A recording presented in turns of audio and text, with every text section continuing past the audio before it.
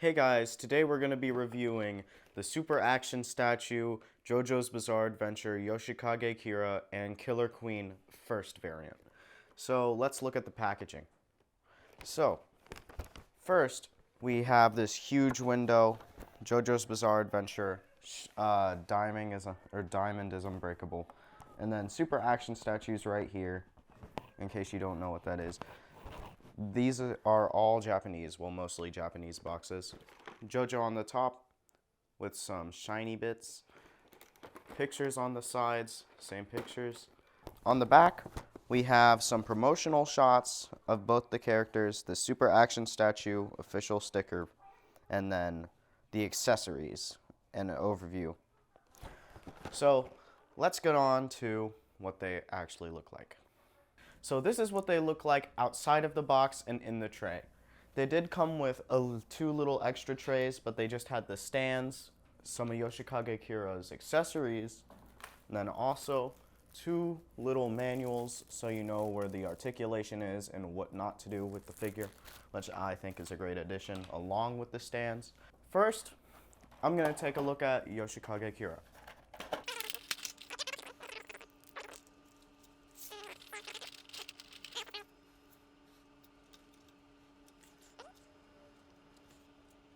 So this is what Yoshikage Kira and Sheer Heart Attack look like outside of the packaging. So I'm going to take a look at his little accessory, Sheer Heart Attack, first. So, as you can tell, this is a very, very small piece. It is maybe half an inch, maybe 1/8 inch.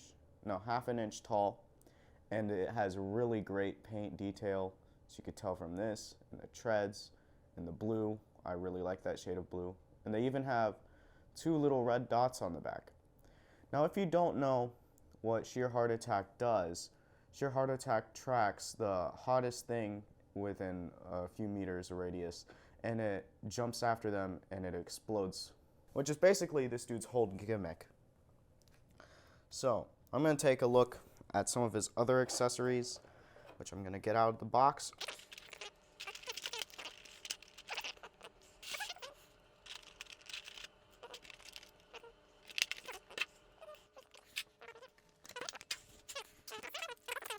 Okay, so now that I have all of his accessories out, I'm going to show you what he looks like with some of his accessories.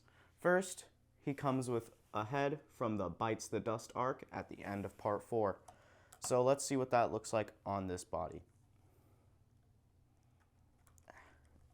It is a bit hard to get on. There isn't a click, but it does stay on pretty well. And it is kind of tight too, so I suggest being very careful with that. Now I'm going to swap him back to his original head. Ooh, that was a bit tough to get off. There isn't that loud of a click, but once you put on the original head, it's pretty good. It's definitely way looser than the head with the comb, but whatever. Let's get on to the next part. So, he comes with this extra tie that he usually wears from before the Bites the Dust arc, which is what this tie is from and what came on him in the packaging. I'm going to put that on. This is what it looks like on him, and I don't really see it necessary to put on his other one for the rest of the review.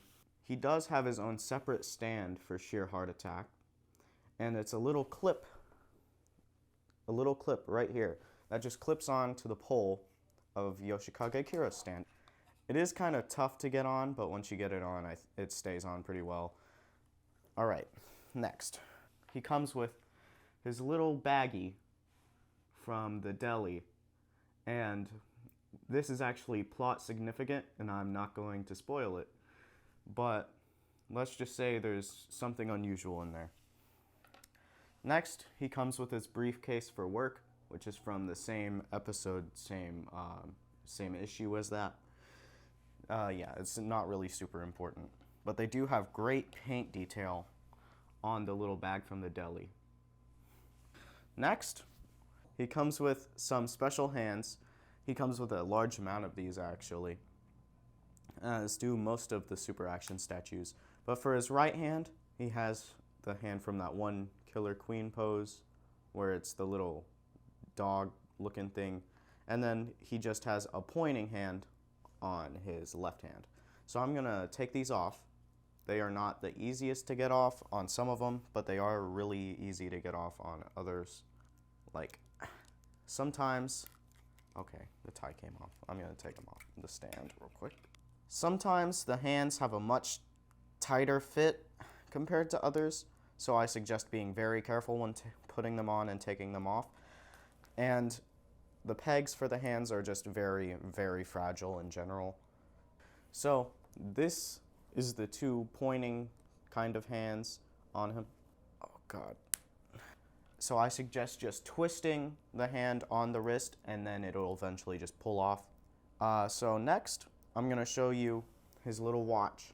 So I actually took off the hands for a very specific reason, because this watch is super tiny, okay? You might want to put this in like a little baggie with all of his accessories, or just keep it on the figure, which I will demonstrate in a second.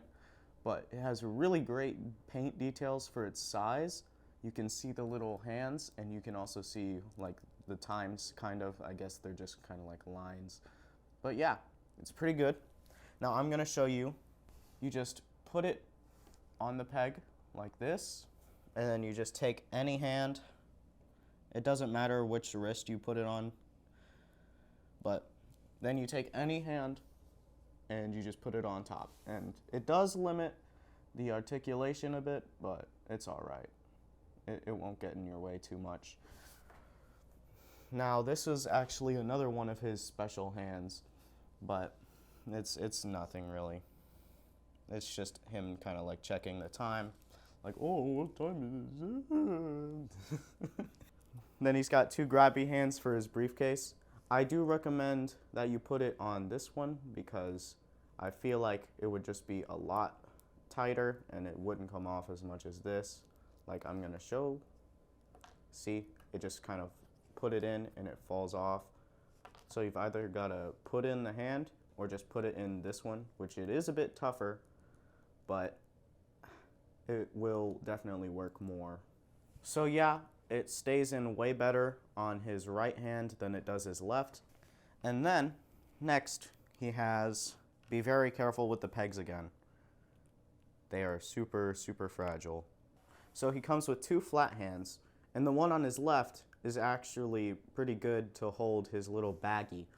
Oh, that a little gremlin looking dude took from him named Shigechi.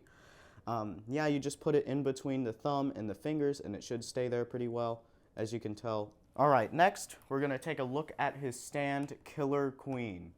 Wait, this isn't, oh, no, never mind, wrong one. Put this over here.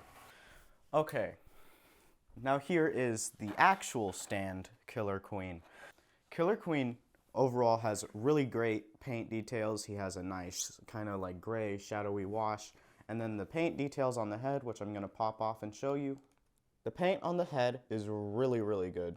They did the pupils really nicely, and they also did this line going up to like his cat ears really well. And then there is a little hole in his cat ears, as shown by the black little triangles in them. Now, as far as I can tell, this is the more manga accurate version of Killer Queen, where he's mostly just white. It's nothing too special. Like his colors, it's mostly just white and gray.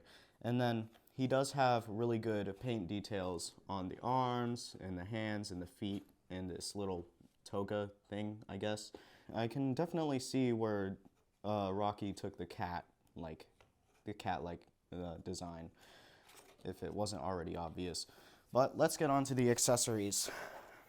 Now this part of the accessories involves breaking the figure. First, he comes with these little Spider-Man looking hands, but these are actually for a very popular pose that a lot of people know about, so I'm going to go ahead and put him in that pose, and I'll show you guys what it is.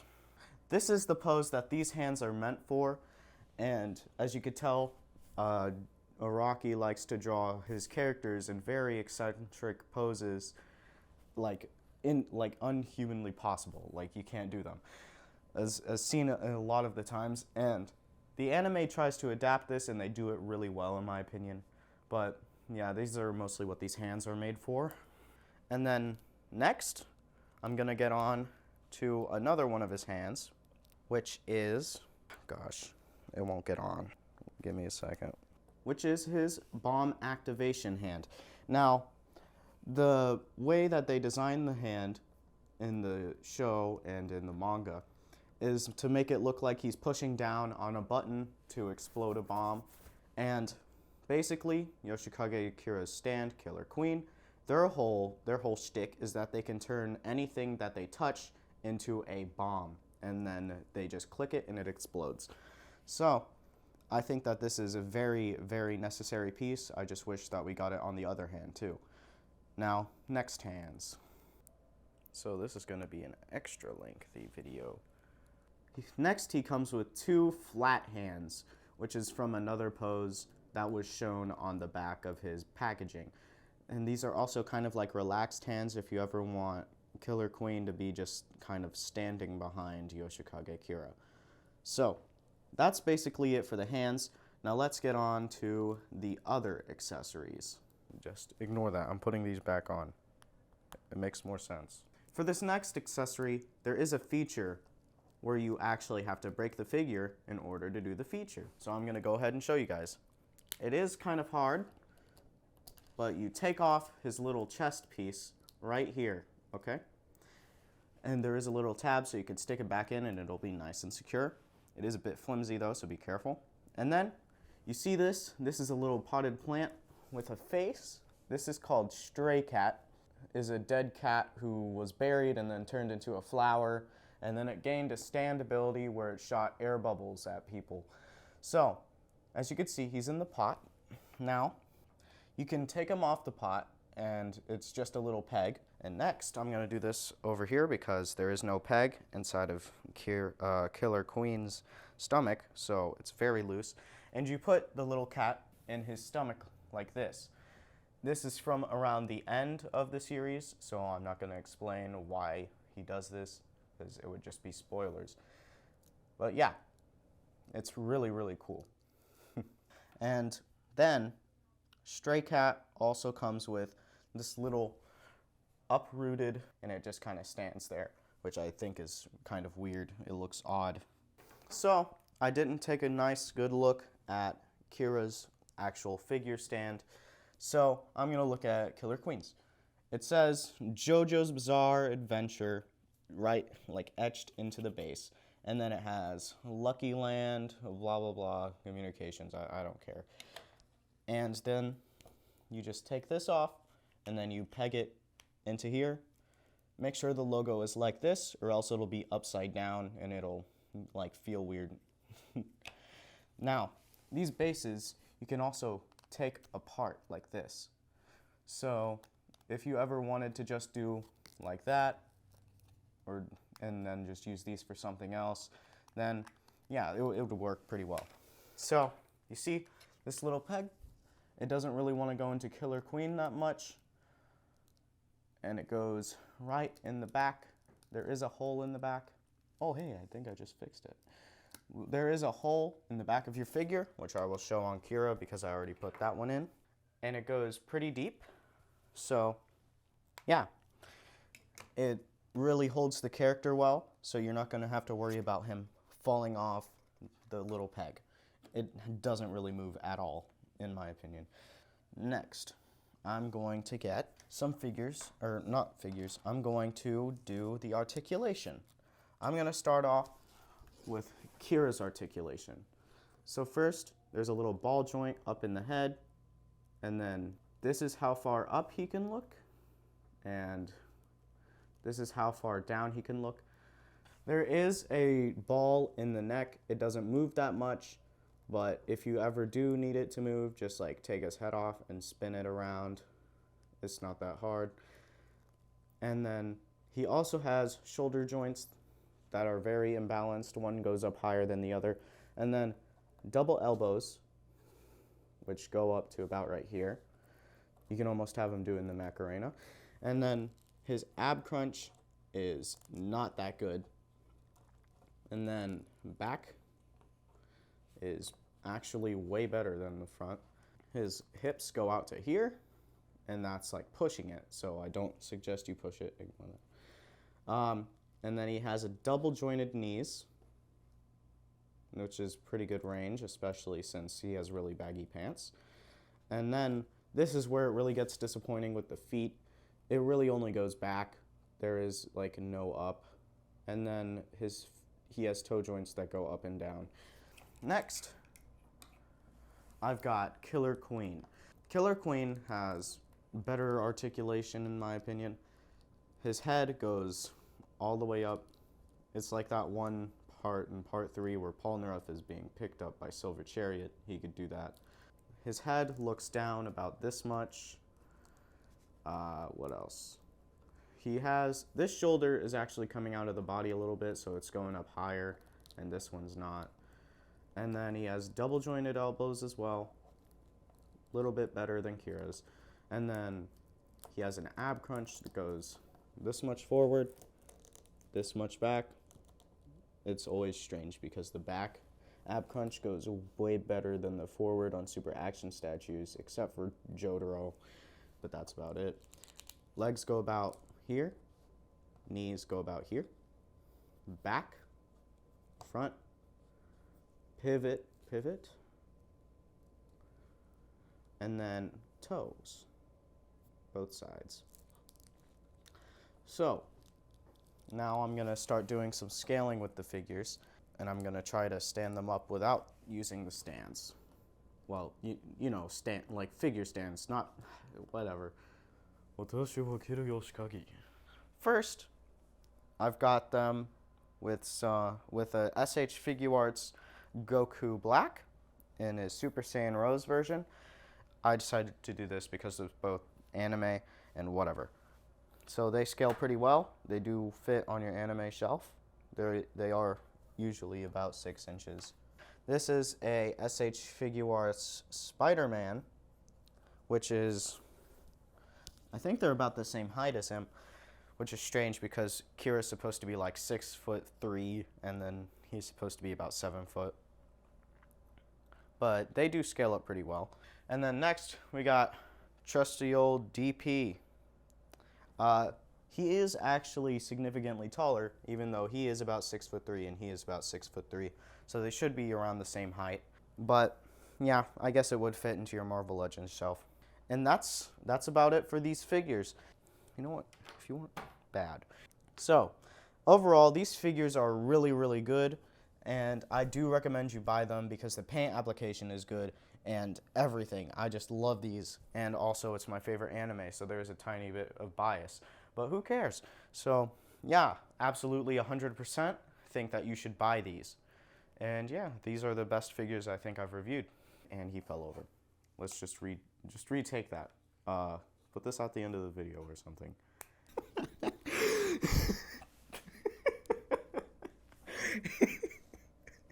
Okay, I need a second. All right, didn't mean to take that off, but whatever. Ooh, I gotta hold my briefcase.